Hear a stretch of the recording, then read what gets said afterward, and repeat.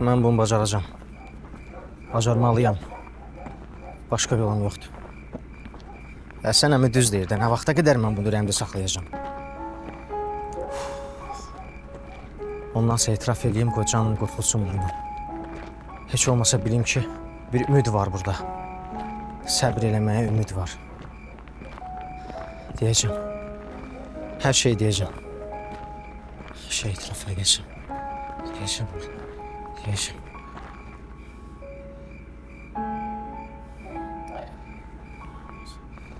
Zəng vurun.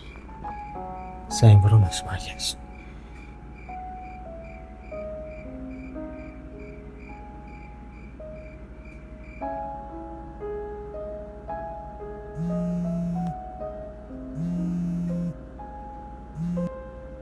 Alo. Alo, axşamınız xeyir. Esmira. Esmira xanım, axşam... Kimdi? Üzr istəyirəm, bu vaxt narahat edirəm sizi.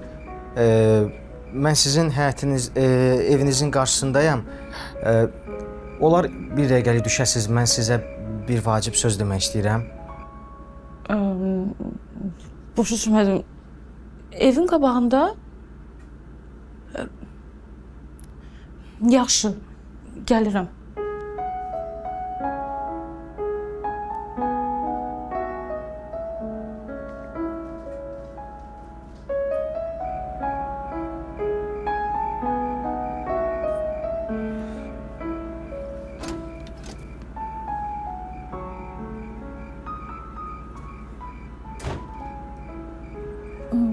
Buyurun.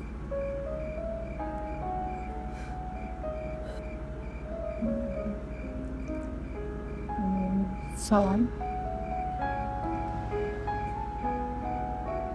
Axşamınız xeyir. Axşamınız xeyir. Nəsə olub? Heç nə olmuyor. Hə? Gecəniz xeyrə qalsın.